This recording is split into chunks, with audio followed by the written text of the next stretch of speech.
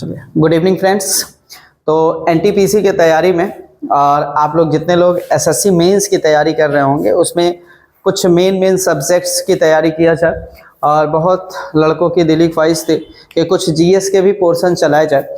जो हम जीएस के पोर्शन पढ़ाते हैं उसको आपको हम यूट्यूब पे भी पढ़ाएंगे और मैथ का सिलसिला चलता रहेगा, मैथ्स भी आपका होता रहेगा। मैथ्स भी हम पढ़ाएंगे, कुछ बायोलॉजी के क्वेश्चन बहुत इंपॉर्टेंट आपके पूछे जाते हैं जो जीएस का बहुत ही इंपॉर्टेंट इस समय पोर्शन है। अगर साइंस में देखा जाए तो सबसे ज़्यादा जो क्वेश्चन बन रहा है वो बायोलॉजी से बन रहा है, कुछ फिजिक्स से भी बनेंगे। तो बायोलॉजी अभी स्टार्ट करते हैं, फिजिक्स आपको स्टार्ट किया जाएगा। हाँ, इकोनॉमिक्स से बहुत अच्छा क्वेश्चन बनता है, तो इकोनॉमिक्स कुछ हम आपको बता दे रहे हैं कि क्या क्या चीज़ें बायोलॉजी और इकोनॉमिक्स, ज्योग्राफी और फिजिक्स ये चीज़ें हम आपको जीएस के तौर पे पढ़ाएंगे। उसके बाद रिक्वायरमेंट अगर किसी चीज़ की पड़ेगी तो हम अपने टीचर से बोल के पढ़वा देंगे। और मैथ्स का तो सिलसिला चलता ही रहेगा, रीजनिंग सर पढ़ाएंगे, ठीक है। इस तरह से अगर देखा जाए तो आपका एनटीपीसी का प्रिपरेशन आप चाहें तो घर से बैठ के कर सकते हैं, ठीक है। और हाँ, जीएस के खास बात ये रहेगी कि जीएस का वेटेज बहुत अच्छा है। देखिए, कभी भी आप प्री की तैयारी ना किया करिए। एनटीपीसी के अगर आप फॉर्म भर दिए होंगे तो एनटीपीसी में आप कोशिश करिए मेंस की तैयारी करने का, क्योंकि प्री लेवल के यानी कि मेंस की हम तैयारी करेंगे ना तो प्री अपने आप हो जाएगा। जैसे मेंस में आपका अगर देखा जाए तो 30 आपको 35 क्वेश्चन, अगर 35 क्वेश्चन देखेंगे तो मैथ का मिलेगा और 35 ही क्वेश्चन आपका रीजनिंग का मिलने वाला है। और उसके बाद जो 50 क्वेश्चन आता ना वो आपका जीएस का है। तो जीएस का कुछ वेटेज इसमें ज़्यादा रहेगा। 50 क्वेश्चन जीएस के हैं जिसमें आपका बायोलॉजी का भी बहुत बढ़िया इंपॉर्टेंस, इसका भी बहुत बढ़िया रोल रहेगा। कुछ इकोनॉमिक्स के बहुत बढ़िया रोल रहेंगे, ज्योग्राफी, पॉलिटी, हिस्ट्री, इन सब के रहेंगे।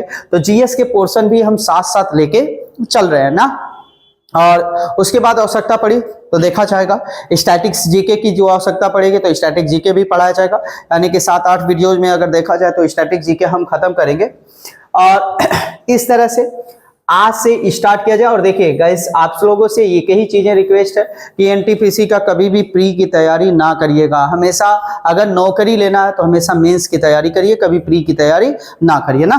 तो चलिए, बायोलॉजी लगभग अगर देखा जाए एसएससी में, अगर देखा जाए एनटीपीसी में तो लगभग 5 से 6 क्वेश्चन आपको मिलेगा बायोलॉजी से।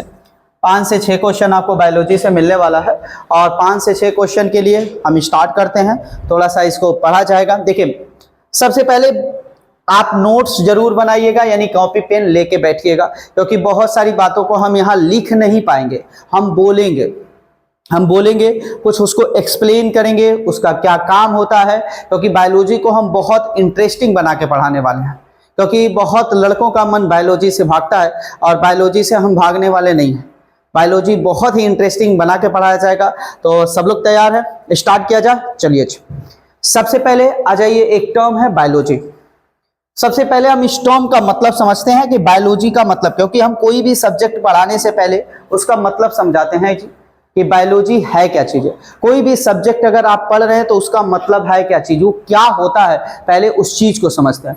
देखिए, यहाँ बायोलॉजी का मतलब क्या है, तो ये 2 वर्ड से मिलकर बना है, बायोस प्लस लोगस, ठीक है। ये तो कहानियां है जी किताब की, ये तो कहानियां हैं किताब की, क्योंकि बायोलॉजी को अगर किताब की तरह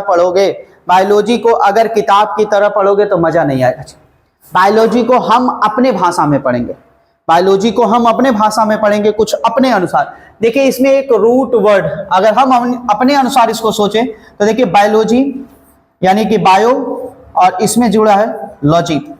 देखिए, किसी भी वर्ड के टर्म में अगर किसी भी वर्ड के लास्ट में लॉजी जुड़ जाता है तो इसका मतलब होता है स्टडी करना।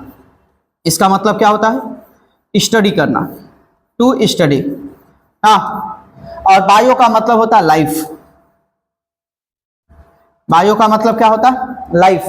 तो कहता है, अगर बायोलॉजी का अगर हम टर्म देखें तो बायोलॉजी का मतलब क्या है, तो आप कहेंगे study of life, study of life यानी जीवन का अध्ययन। देखिए, हिंदी में भी हम बोलते रहेंगे। आप बायोलॉजी को कोशिश करिएगा इंग्लिश में पढ़ने का, क्योंकि इंग्लिश में पढ़ेंगे ना तो जबरदस्त आपको, क्योंकि बहुत सारे आपको टर्म्स जो होंगे इंग्लिश में अच्छे लगेंगे। जैसे मैं बोलूँ लीवर, अच्छा लगेगा जी, यकृत अच्छा नहीं लगता है। जैसे मैंने बोला, अगर आपको लंग्स ठीक लग रहा? फेफड़ा क्या चीजें होता है? अगर मैं बोलूं किडनी अच्छा लगता है, लेकिन वृक्क बोलूंगा तो बेकार लगेगा। ठीक है, तो study of life is known as biology. Study of life is known as biology. Biology किसे कहते हैं? स्टडी ऑफ लाइफ होता है। अब देखिए क्या चीजें हैं। सबसे पहले इस बायोलॉजी शब्द का प्रयोग करने वाले व्यक्ति का नाम पूछता है, यानी कि साइंटिस्ट का नाम पूछता है कि सबसे पहले बायोलॉजी शब्द का प्रयोग किसने किया था। तो सबसे पहले बायोलॉजी शब्द का प्रयोग किए थे लैमार्क और ट्रेविरेनस। कौन किए थे? लैमार्क और ट्रेविरेनस।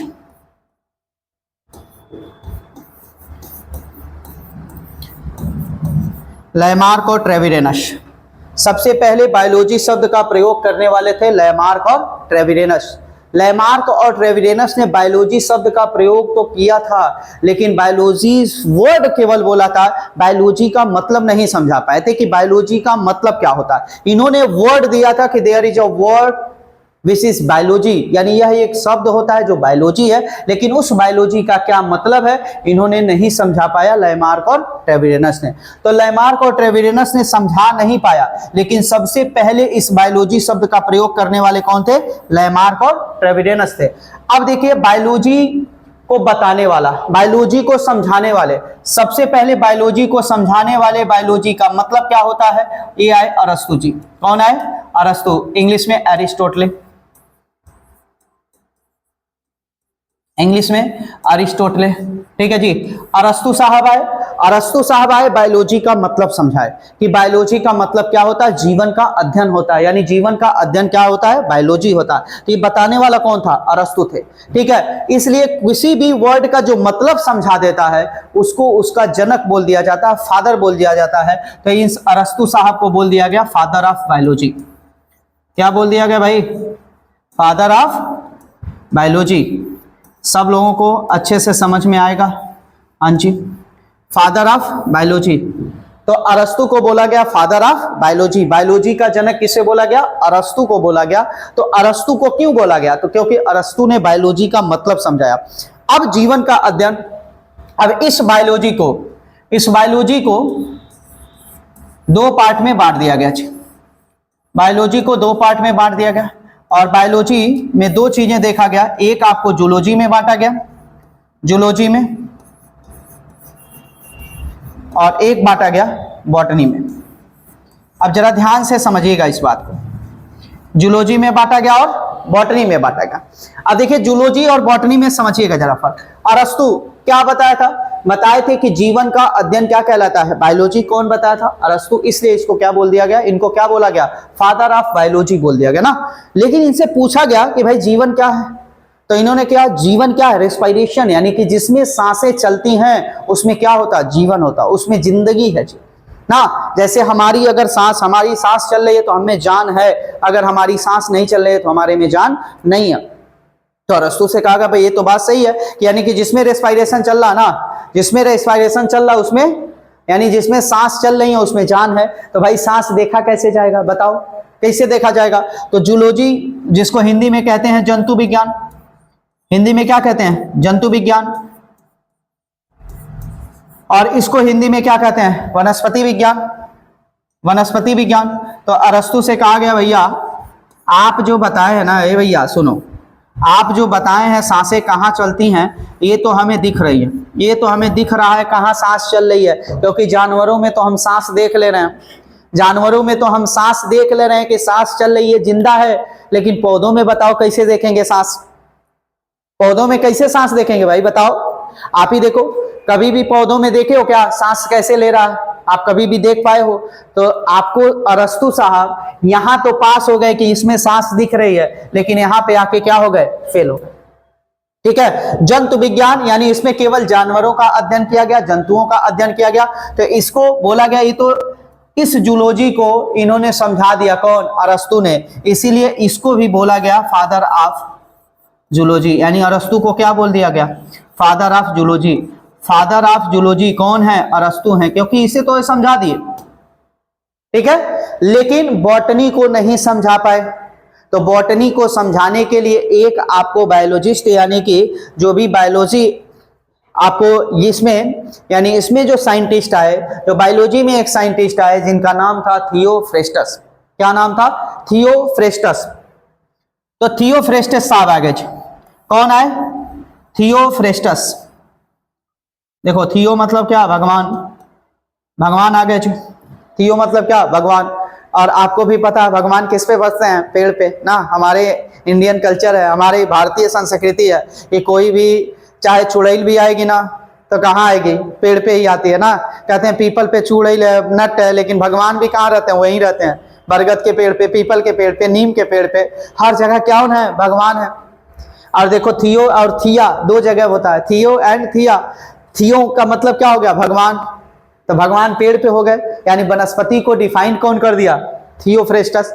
यानी पेड़ को डिफाइन कौन किया? थियो, यानी भगवान ही डिफाइन कर दिए। और थियोफ्रेस्टस क्या कहे?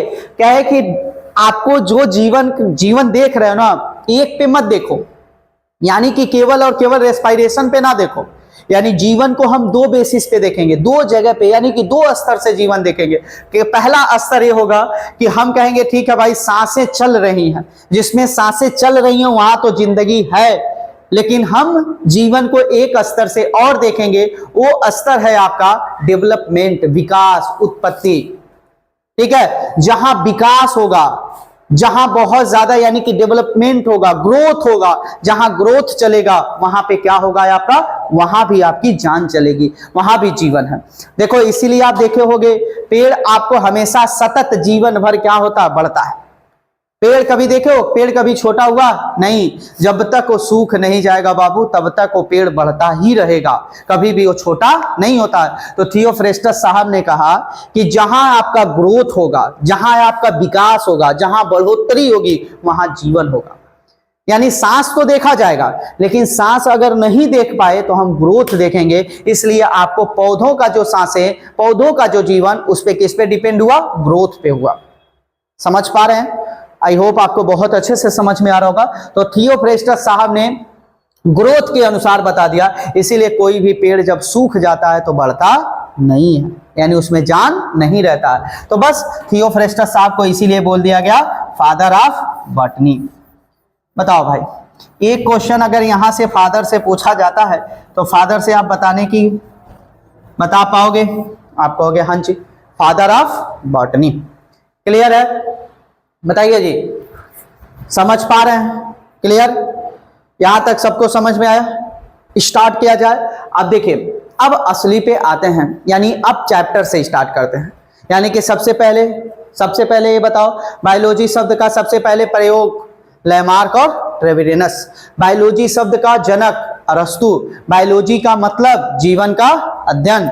बायोलॉजी को कितने भाग में बांटा गया? दो भाग में, जूलॉजी और बॉटनी। जूलॉजी का जनक अरस्तु यानी अरिस्टोटले। आपको बॉटनी का जनक थियोफ्रेस्टस। क्लियर? आगे बढ़ा जाए। सबको गाइस सब समझ में आ रहे हैं? नोट्स बढ़िया से बनाइएगा। अगर चाह रहे हैं आप अच्छे से नंबर लाना तो सब लोगों से एक ही गुजारिश है, ऐसे वीडियो देख के छोड़ मत देना। नोट्स बनाओ, अच्छे से नोट्स बनाओ। जो मैं बोल रहा हूं वो बातों को लिखो, तभी आप बेहतर कर पाओगे जीएस में ना। चलो अब पहला चैप्टर स्टार्ट करते हैं, जिस चैप्टर का नाम है, अच्छे सुनहरे अक्षरों में इसका नाम लिखा जाए, सेल, जिसको हिंदी में कहते हैं कोशिका। क्या कहते हैं भाई? कोशिका।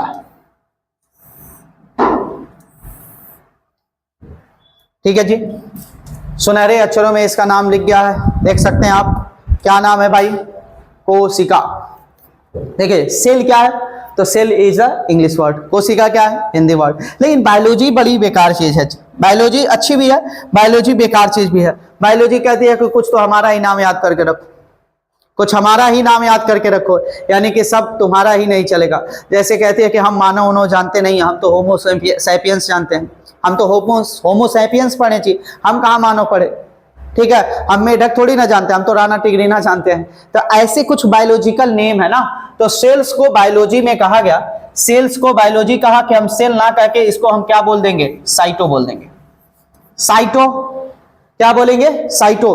और साइटो कुछ और नहीं है, साइटो भी यही सेल का ही है, समझ लो पर्यायवाची है। ऐसे मत समझो, ऐसे समझो कि सेल का पर्यायवाची ही क्या है? साइटो। सिनोनिमस ही क्या है? साइटो। साइटो का भी मतलब क्या है? कोशिका। साइटो का भी मतलब क्या है?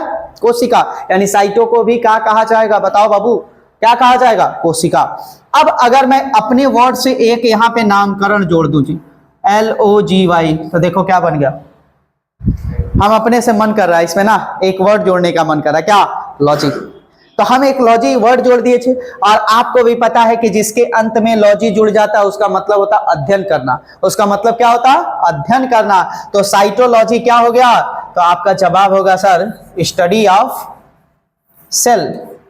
स्टडी ऑफ सेल यानी कोशिका का अध्ययन। कोशिका का अध्ययन क्या कहलाया? साइटोलॉजी। कोशिका का अध्ययन क्या कहलाता है? साइटोलॉजी। समझ पा रहे हैं? क्लियर? चलिए आगे बढ़ते हैं भाई। अच्छा, इस सेल्स की खोज, सबसे पहले इसको खोजा कौन? तो इसके खोज करता थे भाई, समझिएगा, खोज करता यानी खोजने वाले, ये थे रॉबर्ट हुक। कौन थे? Robert Hooke. रॉबर्ट हुक साहब ने इसको खोजा, ठीक है जी। अच्छा, कहां खोजे थे भाई? कार्क के छाल में खोज दिए थे, कार्क के छाल में खोजे थे। और आपको भी पता है कि छाल उल है यार, ऐसे समझो ना कि छाल है और कार्क एक वृक्ष है, उसका छाल है, और छाल में कैसा रहेगा? मरी हुई तो कोशिका रहेगी। छाल में कैसी कोशिका? किसी भी चीज का छाल। यानी कि हम कहेंगे कि जो रॉबर्ट हुक साहब ने खोजा ना, वो कैसी कोशिका खोजे थे? मरी हुई कोशिका। कैसी कोशिका? मरी हुई कोशिका। समझिएगा, बात को समझते रहिएगा।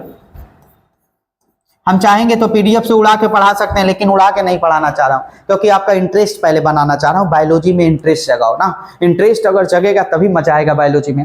तो खोज करता यानी खोज कौन किया? रॉबर्ट हुक ने। और कैसा? यानी कार्क के छाल में खोजा। और कैसी कोशिका खोजी? मरी हुई कोशिका। लेकिन खोजे ना, मैं आपसे एक सवाल बस पूछना चाह रहा हूं, खोज कर दिए ना? अगर खोज कर दिए तो मैं अभी आपको बताया कि खोज करता ही क्या होते हैं? फादर होते हैं। उन्हीं को तो फादर कहा जाता है। जैसे इसीलिए जो आपको ये खोज करता हुए कौन? Robert Hooke. रॉबर्ट हुक को ही बोल दिया गया father of cytology. Father of cytology यानी कि कोशिका का जनक किन्हें कहा गया? साइटो। कोशिका का जनक किन्हें कहा गया? बताओ। यानी कि रॉबर्ट हुक को कर दिया गया। और कौन से सन में खोजे थे भाई? तो ये 1665 में खोजे थे। कब खोजे थे? 1665 में। ठीक है जी। और इन्हीं खोज के लिए इन्हें नोबेल प्राइज भी मिल गया था। इन्हें नोबेल प्राइज भी मिला था कोशिका की खोज के लिए भाई, नोबेल प्राइज भी इनको मिल गया था।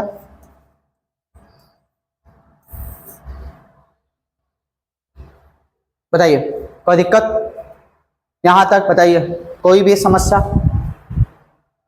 ठीक है, यानी सेल को क्या कहा जाता है? Cytology. Study of cell, cytology. Cyto कहा जाता है सेल को। खोज कौन किया? Robert Hooke. कैसी खोजे? मरी हुई कोशिका। कैसी खोजे? मरी हुई कोशिका। ठीक है जी। अच्छा, किस में खोजे थे? कार्क के छाल में। ठीक है,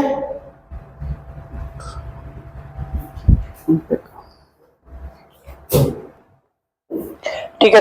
चलिए, तो हम लोग क्या पढ़ रहे थे कि सेल यानी कि कोशिका। अब इसमें पढ़े थे कि कोशिका का अध्ययन क्या कहलाता है, यानी साइटोलॉजी।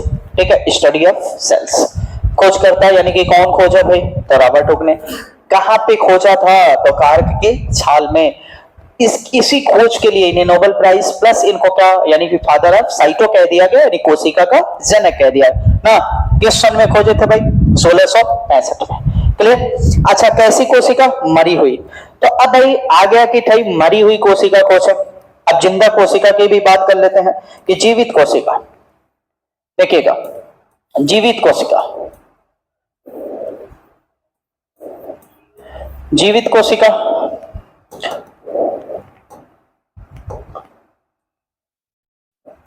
जीवित कोशिका किसने खोजा भाई? तो जीवित कोशिका खोजने वाले थे एंटोनी लीवेनहॉक। कौन खोजे थे? एंटोनी लीवेनहॉक। एंटोनी लीवेनहॉक। ठीक है भाई, समझिएगा बात को। यानी जीवित कोशिका किसने खोजा? एंटोनी लीवेनहॉक। और किसमें खोजा? तो ये हो गया बैक्टीरिया में। किसमें खोजा भाई? बैक्टीरिया में। बैक्टीरिया में खोजा। यानी एक तरह से देखा जाए ना तो जीवित कोशिका के साथ साथ यानी बैक्टीरिया में जीवित कोशिका की खोज की कौन? एंटोनी लीवेनहॉक। तो एक तरह से देखा जाए तो एंटोनी लीवेनहॉक ने जीवित कोशिका के साथ साथ और किसको खोज दिया? बैक्टीरिया को भी खोज दिया। यानी ऐसे भी क्वेश्चन पूछा जा सकता है कि भाई जीवित कोशिका की खोज किसने किया? तो आपका जवाब होगा एंटोनी लीवेनहॉक ने। अगर पूछ दिया कि बैक्टीरिया की खोज किसने किया, तब भी एंटोनी लीवेनहॉक ने ही खोज किया था, इसलिए इसे बैक्टीरिया का जनक भी बोल दिया गया, यानी फादर ऑफ बैक्टीरिया।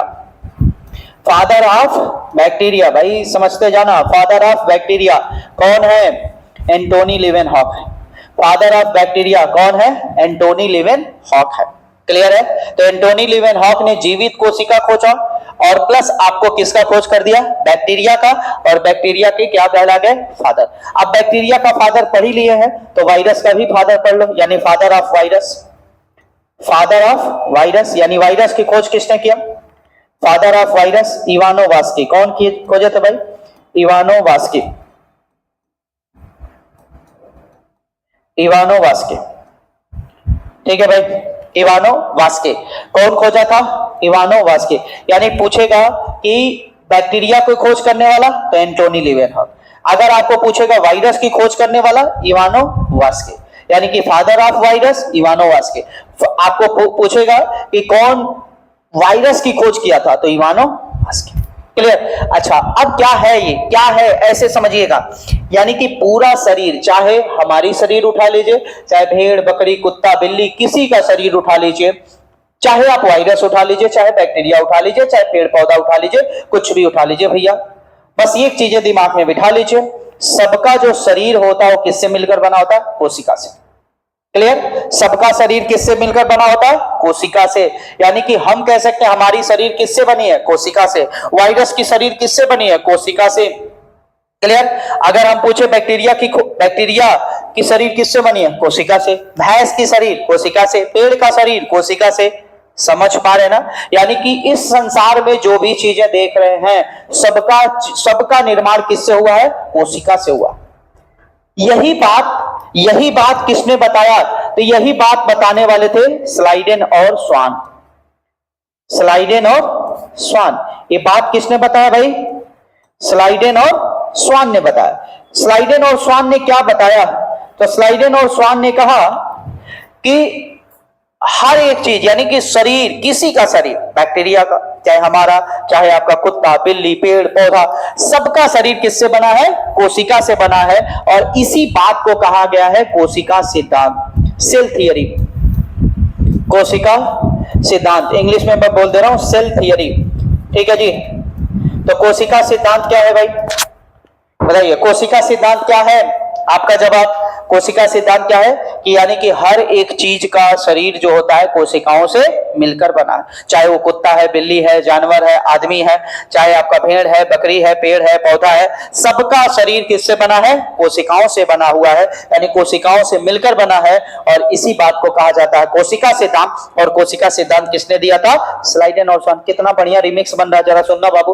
कोशिका सिद्धांत स्लाइडेन स्वान ना, कितना बढ़िया। स से सिद्धांत, स से स्लाइडेन और स्वान। तो याद रहे, यानी पूछेगा कि कोशिका सिद्धांत किसने दिया? स्लाइडेन और स्वान ने। समझ पा रहे हैं? मजा आ रहा जी इसमें आप लोगों को? अगर मजा आ रहा होगा तो कमेंट जरूर करिएगा कि आपको अच्छा लगेगा।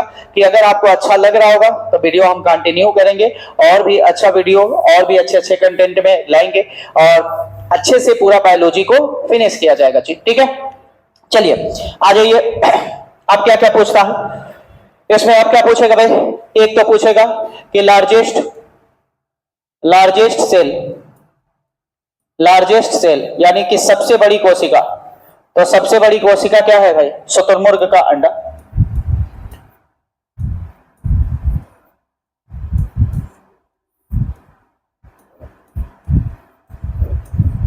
सबसे बड़ी कोशिका शुतुरमुर्ग का अंडा। विश्व में सबसे बड़ी कोशिका कौन है? शुतुरमुर्ग का अंडा। अच्छा, स्मॉलेस्ट सेल माइक्रोप्लाज्मा। क्या है? माइक्रोप्लाज्मा। सब यही तो क्वेश्चन पूछा जाएगा जी, और क्या पूछा जाता है? बायोलॉजी में थोड़ा सा कॉन्सेप्ट समझेंगे और उसका क्या क्या यूज है, कैसे यूज होता है उससे समझेंगे जी। स्मॉलेस्ट लार्जेस्ट सेल शुतुरमुर्ग का अंडा, स्मॉलेस्ट सेल माइक्रोप्लाज्मा ना, तो ये हो गया जी। अच्छा, अगर हम पूछें मानव की सबसे बड़ी कोशिका, मानव की सबसे बड़ी कोशिका, देखना भाई, मानव की सबसे बड़ी कोशिका,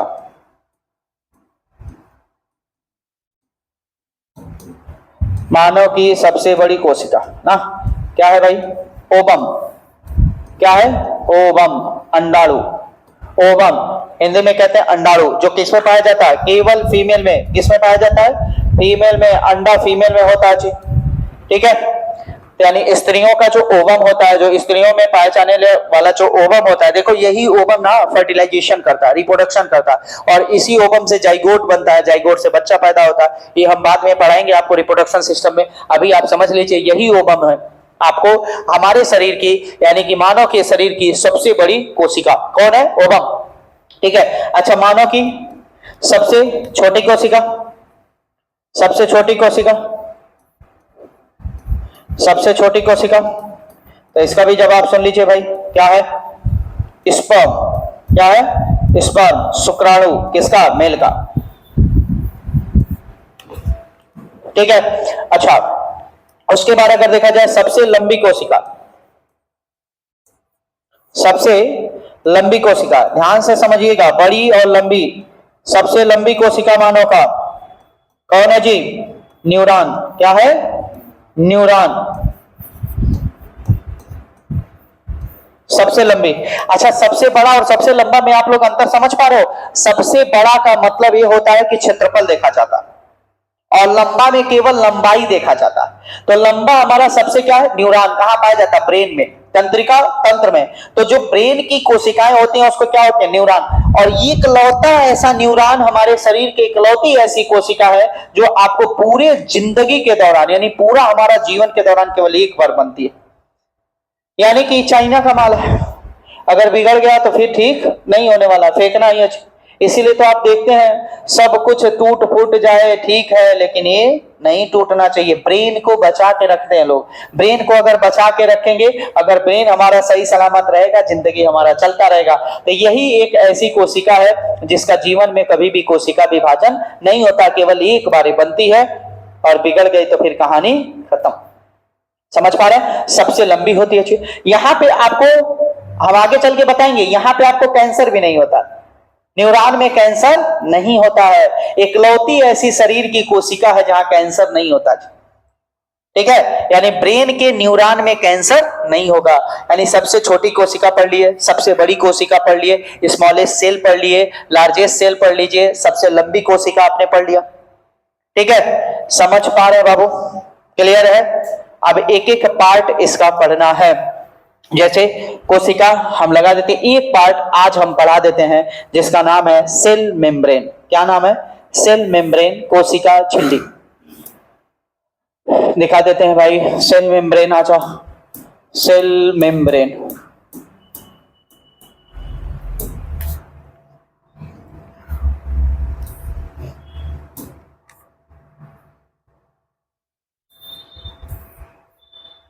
अच्छा भाई, इसी को समझा देते हैं आपको।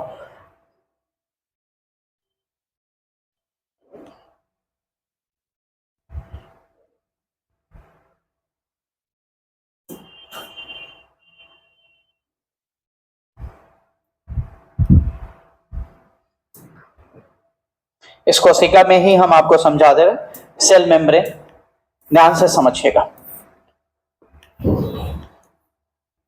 सेल मेम्ब्रेन हम पढ़ाने जा रहे हैं, यानी कि सेल मेम्ब्रेन, कोशिका झिल्ली, कोशिका झिल्ली। अब एक एक पार्ट हम पढ़ रहे ना, एक एक पार्ट अब शुरू कर रहे थे।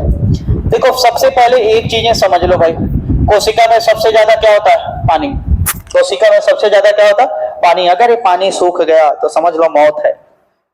अगर ये पानी सूख गया ना तो समझ लेना मौत है। आप बहुत ज्यादा ब्यूटी पे अपने खर्च करते हो ना, आजकल के डेट में सबसे ज्यादा लोग पैसा अपने स्किन पे खर्च कर रहे हैं, बहुत ज्यादा पैसा देख रहे हैं, ब्यूटी प्रोडक्ट पे खर्च कर रहे हैं। लड़का सोच रहा है कितना हम सुंदर दिखें, लड़की सोच रही है हम कितना सुंदर दिखें, ऐश्वर्या राय फेल हो जाए, लड़का सोच रहा है ना ना ना यार हम तो सलमान खान जैसा दिखें। सबका ग्लो, कितना पैसा खर्च कर रहे हो, कितना क्रीम पे पैसा खर्च कर रहे हो, सबका इलाज है जी तुम्हारा पानी। सबका इलाज पानी है। जितना बढ़िया पानी पियो उतना बढ़िया ग्लो बनेगा, क्योंकि उतना बढ़िया हमारी रिजनरेट रहेगी, हमारी कोशिका उतनी ही बढ़िया रहेगी। जितनी बढ़िया हमारी कोशिका उतनी बढ़िया हमारी शरीर, उतना बढ़िया हमारा बॉडी, उतना बढ़िया हमारे शरीर पे चमक ना। देखिए कोशिका झिल्ली समझिएगा बाबू, पूरे आपके कोशिका में अगर देखा जाए तो सबसे ज्यादा क्या होता है? पानी। सबसे ज्यादा क्या होता है? पानी ना। लगभग आपको 90%, 90 से 92% आपका क्या होता है? पानी होता है। 90 से 92% पानी होता है। अच्छा ऐसे समझो ना, ध्यान से समझना। अच्छा ये पानी हुआ जी, 90 से 92% क्या होता है? पानी। और अगर तुम एक दिन अगर व्रत रह गए, नीराजल, मान लो हम पानी पीते ही नहीं, जैसे महिलाएं व्रत रहते हैं, जैसे एक व्रत सोने हो गए जुतिया, व्रत सोने हो गए तीज, कई लोग तो करवा चौथ, लेकिन करवा चौथ में साजी को ढकेल लेते हैं पानी लोग, तो वो तो भाई खत्म हो जाता, तो वो तो खत्म हो गया। लेकिन अगर जुतिया उतिया में देखोगे तो 24-24 घंटा ना भली रहती है भगवान के लिए, भले रहती है बेटे के लंबे उम्र के लिए, भले रहती है आपको फलापति के लंबे उम्र के लिए, लेकिन साजी को गरियाएंगी जरूर सब। काहे होता है? क्योंकि अगर एक दिन निराजल पानी रह गए ना भाई, एक दिन निराजल व्रत रह गए, तो आपको आपके शरीर में 1% पानी की कमी हो जाएगी। कितने परसेंट? 1% पानी की कमी। 1% का पानी की कमी तो धरती आसमान दिखा देगा जी। सोचो 1% के कमी की वजह से तुम्हें पूरा मारेगा, इरिटेट कर देगा, दिमाग इरिटेट कर देता है। इसीलिए देखते हो ना, लड़का बच्ची बच्चा उस समय अगर कुछ भी कर देता है, कुछ भी अगर गलती कर देता है, तो मम्मी एकदम खैर नहीं गरिया के रद्द कर देते हैं ना जी। ठीक है, तो 1% पानी, यानी एक दिन में अगर बिना पानी पिए एक दिन रह गए बाबू, तो कितना % पानी की कमी? एक दिन। अब इस हिसाब से अगर 10 दिन रह गए तो 10 दिन रह गए तो मुक्ति पथ कहां मिलेंगे भाई? मुक्ति पथ पे मिल जाएंगे, यानी हमारा मोक्ष की प्राप्ति हो जाएगी। मतलब 10% पानी की कमी हो जाएगी और 10% पानी में हम मर बह जाएंगे। 10% पानी में हम कहां चले जाएंगे? खत्म कहानी हो जाएगी, हम मर भी जाएंगे। समझ पा रहे ना? तो यानी कि हम कह सकते हैं कि हमारे शरीर में कितने % पानी को सहने की क्षमता है। तो 10% कमी हो जाएगी तब तक तो हम सह सकते हैं, लेकिन 10% से ज्यादा हो जाएगी ना तो मेरा मौत हो जाएगा। और देखो तो जितना बढ़िया पानी उतनी बढ़िया कोशिका, क्योंकि कोशिका से ही मिलकर क्या बना? शरीर। जैसे एक आपको बता दें कि सबसे आपको जो सेल है ना, स्मॉलेस्ट यूनिट है जी। मैं उससे पीछे थोड़ा सा आपको समझा रहा हूं। स्मॉलेस्ट यूनिट है यानी कि सबसे छोटी इकाई हमारे शरीर की, सबसे छोटी इकाई क्या? कोशिका। अच्छा इस कोशिका से क्या बना है बाबू? टिश्यू। यानी कोशिका को, बहुत सारी कोशिका को मिला दीजिए, क्या बनेगा? टिश्यू। और इस टिश्यू से अगर बहुत सारे टिश्यू को मिला दीजिए तो क्या बनेगा? ऑर्गेन। और बहुत सारे ऑर्गेन को मिला दीजिए तो क्या बनेगा? बॉडी। क्या बनेगा? बॉडी। ये आप समझ भी लिए कि यानी कि सेल से बहुत सारे सेल्स को मिलाइए, क्या बनेगा? टिश्यू। टिश्यू को हिंदी में बोलते हैं ऊतक, इसको कोशिका। बहुत सारी कोशिका को मिलाइए, क्या बनेगा? ऊतक। और बहुत सारे ऊतक को मिला दीजिए अंग, और बहुत सारे अंग को मिला दीजिए शरीर। क्योंकि हमारा शरीर किससे बना है? अंग से ही तो बना है। हाथ है, पैर है, मुंह है, नाक है, सब क्या है? अंग है। और अंगों से मिलकर क्या बना? शरीर। और वो अंग किससे बने हैं? टिश्यू से, ऊतक से। और वो ऊतक किससे बने? सेल से। तो सेल क्या हो गया? स्मॉलेस्ट यूनिट हो गया। क्लियर है बाबू? तो अच्छा एक चीज बताओ, मैं आपसे एक सवाल करूं, ध्यान से समझना। सब कुछ आपको बताएंगे जी, अच्छा चीज बताएंगे इसमें। अच्छा एक चीज बताओ, अगर हमारा सेल अच्छा रहा तो कौन अच्छा होगा? टिश्यू रहेगा अच्छा। अगर टिश्यू हमारा अच्छा रहा तो कौन अच्छा रहेगा? ऑर्गेन। और ऑर्गेन हमारा सही रहा तो, यानी सब कुछ का लीला किससे है? इसी सेल से, इसी कोशिका से। और कोशिका देखना भाई साहब, कोशिका में सबसे ज्यादा क्या चाहिए? पानी। लेकिन लड़का आजकल कहते हैं ना, पानी भले ना पिए लेकिन फोने बतियाई ज्यादा। भूल जा रहे हैं लोग इतना। देखो फोन पे बात करने के चक्कर में आपको पता नहीं किससे किससे आजकल बात करते हैं, समझ में नहीं आता।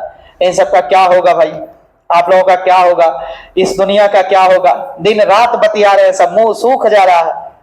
और उसके बाद सुबह आपको फेयर लवली मार के एकदम चमक जा रहे हैं। कब तक ही चलेगा फेयर लवली मार के? अरे ठीक है बतियाओ, लेकिन क्या पियो? पानी। पानी पियोगे ना तो तुम्हारा कोशिका क्या रहेगा? ठीक रहेगा।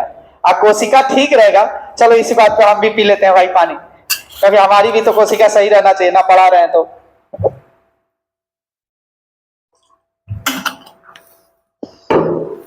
ठीक है, तो पानी लेते रहिए, क्योंकि पानी से ही सब कुछ। पानी दवा है यार, एक तरह से देखा जाए अगर पानी पियोगे ना 100 बीमारियों को ठीक करेगा। हम बीमारियों को भी बताएंगे, बहुत सारी बीमारियों को, कि कैसे आसानी से समझा जा सकता है, क्योंकि आजकल सबसे ज्यादा लूटपाट बचा है हॉस्पिटलों में, क्योंकि आधी कमाई तो हॉस्पिटल ही लेके जा रहा है। हम ख्वाब देख रहे हैं नौकरी का, नौकरी पाएंगे, आधा कमाई दे देंगे हॉस्पिटल को, आधा में घर चलाएंगे, यानी आधा में बीवी बच्चे को दे देंगे, आधा हॉस्पिटल को दे देंगे, अपने क्या बचेगा? फिर घंटा हिलाना आराम से, ठीक है, कुछ बचेगा नहीं थी। स्वस्थ रहोगे तो कम से कम आधा बचेगा ना, चलो आ जाओ। तो यानी 10% पानी की कमी नहीं होनी चाहिए।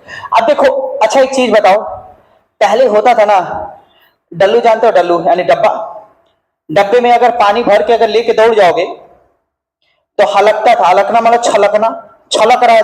अगर पानी छलक रहा है तो आपको देखते तो कितना भी बढ़िया डब्बे को कसो, कितना भी बढ़िया टिप आपको डब्बा उसको ढक्कन बैठा दो, तब भी उसमें से कुछ ना कुछ पानी निकल ही जाता था। अब हम दौड़ रहे हैं तो हमारी कोशिका में भी तो पानी है, तो हमारे कोशिका में से भी पानी बह जाएगा। ऐसे समझो, अपने भाषा में, देहाती भाषा में, जो मन करे समझो।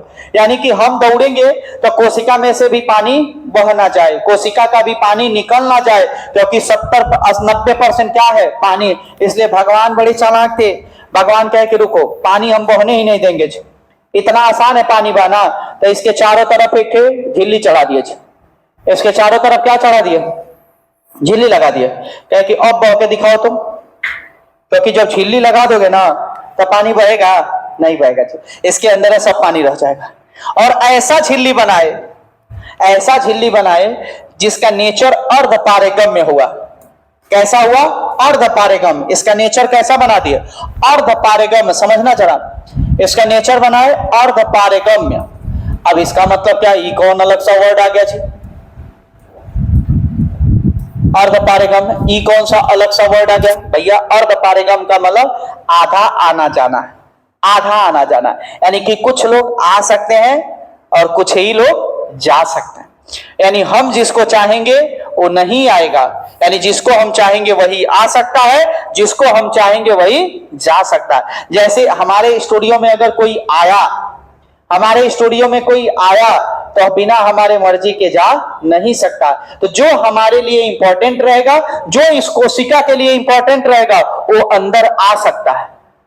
और जो कोशिका के लिए इंपॉर्टेंट चीज आ गया है और खुदा न खास्ता कोनो झांक के भाग आया, मान लो हम 10 लोगों को बुला रहे हैं, 10 लोगों को बुला रहे हैं तो क्या होता जी? जैसे बाराती में बुला रहे हो, बारात में अगर देखते हो इस समय तो लगन का मौसम चल रहा, खाने पीने में जा रहे हो, 100-200 आदमी बुलाते हैं लोग, कहते हैं 200 अरेंज कर दे, वही में कौन ताक झाक करके घुस जाता है। अब घुस गया अगर ताक झाक करके, तो भाई साहब ताक झाक करके घुस गया तो हम कहते हैं, हम क्या कहते हैं? पकड़ लिया कि भाई अब तो नहीं जा सकता। यानी जिसको मन करेगा वही आ सकता है, जिसको मन करे वही जा सकता है। ये हमारे मर्जी के मुताबिक है ना, अगर आ ही गए हो तो जा नहीं पाओगे। तो वही इसका नेचर। और बपारेगा मतलब कुछ लोगों को अंदर आने देता है और कुछ लोगों को बाहर जाने देता है, यानी सब लोग अंदर आ नहीं सकते और सब लोग बाहर जा नहीं सकते। समझ पा रहे? यही मतलब होता अर्ध पारेगम का। तो कोशिका झिल्ली का नेचर कैसा होता है? अर्ध पारेगम्य होता है ना। अच्छा, एक क्वेश्चन और पूछ लेता, किसका बना रहता है? तो लिपिड और प्रोटीन का बना रहता है। किसका बना रहता है? Lipid plus protein. बताओ भाई, किसका बना रहता है? लिपिड और प्रोटीन का बना रहता है। इसका बना रहता है लिपिड और प्रोटीन का। अच्छा, एक चीजें याद करना भाई ना, कि हमारे शरीर में 90% चीजें लगभग किसकी बनी रहती हैं? प्रोटीन की। 90 नहीं और भी कह सकते हो, 95% चीजें किसकी बनी रहती हैं? प्रोटीन की ना। तो ये भी हमारी किसकी बनी है? प्रोटीन की। लिपिड एक तरह का वसा है, फैट है, तो फैट और प्रोटीन का बना रहता है हमारी कोशिका झिल्ली। किसका बना रहता है? कोशिका झिल्ली। और काम क्या रहता है? तो कोशिका झिल्ली हमारा प्रोटेक्ट भी करती है, यानी प्रोटेक्शन देती है। किसको? कोशिका को। प्रोटेक्शन भी देती है किसको? कोशिका को, यानी कि उसको सुरक्षा भी देती है। झिल्ली एक तरह से क्या किया भाई? सुरक्षा दिया। जैसे नोट वोट भीजे ना, आप बरसात में जाते हो ना, आपका पैसा ना भीग जाए, मोबाइल ना भीग जाए, क्योंकि मोबाइल तो बहुत इंपॉर्टेंट है, तो क्या करते हैं हम? भीग जाए चलेगा लेकिन मोबाइल नहीं भीगना चाहिए, क्योंकि हम रहे या ना रहे मोबाइल तो रहना ही चाहिए। तो क्या मांग लेते हो? झिल्ली, और झिल्ली में मोबाइल पैक करके रख लेते हो जी। तो क्या करता है तुम्हारे मोबाइल का? सुरक्षा। वैसे ये भी कोशिका झिल्ली किसका क्या करेगी? कोशिका की सुरक्षा करेगी। और कैसी होती है? अर्धपारगम। क्या किसकी बनी रहती है? लिपिड और प्रोटीन का ना। तो चलिए दोस्तों, आज हम एक पार्ट पढ़ लिए, और आप लोगों से गुजारिश है कि कमेंट में कमेंट बॉक्स जरूर करिए कि क्या आप लोगों को अच्छा लग रहा है मेरा पढ़ाना, यानी कि कोशिका जो चैप्टर हम स्टार्ट किए हैं बायोलॉजी, वो आपको स्टार्ट किए हैं। अगर आप लोगों का सहयोग मिलेगा, आप लोगों का अगर हमारे तरफ बढ़िया लगेगा, यानी कि जो हम पढ़ा रहे हैं अगर वो अच्छा मिलेगा, कमेंट बॉक्स में आप कमेंट जरूर करके बताइए। अगर सब कुछ अच्छा रहा तो ऐसे ही आपको एक बेहतरीन अंदाज में बायोलॉजी को खत्म किया जाएगा, जिससे आपको डर लगता है, और कोशिश करेंगे कि आप हमेशा अच्छे रहें ना, क्योंकि आज के डेट में स्वस्थ, आपका स्वास्थ्य जो होना चाहिए अच्छा होना चाहिए, और बायोलॉजी तो आपको स्वास्थ्य ही बताएगा। और बहुत अच्छा बायोलॉजी आप पढ़ के जाएंगे, ये मेरा उम्मीद है, मेरी गारंटी है, मैं एकदम एश्योरेंस दिलाता हूं। और अगर आपको वीडियो अच्छा लग रहा हो तो कम से कम अपने दोस्त को भी भेज दो यार, दोस्त भी देखे, कम से कम कुछ ना करे तो स्वस्थ रहेगा ना। बायोलॉजी तो ऐसा पढ़ाएंगे ना तो उसके काम आएगा। डॉक्टर जो बेवकूफ बना रहे हैं, कम से कम डॉक्टर बेवकूफ कम बनाएंगे। ठीक है, तो चलिए मिलते हैं कल। आज के लिए बस इतना ही है। ठीक है, थैंक यू सो मच।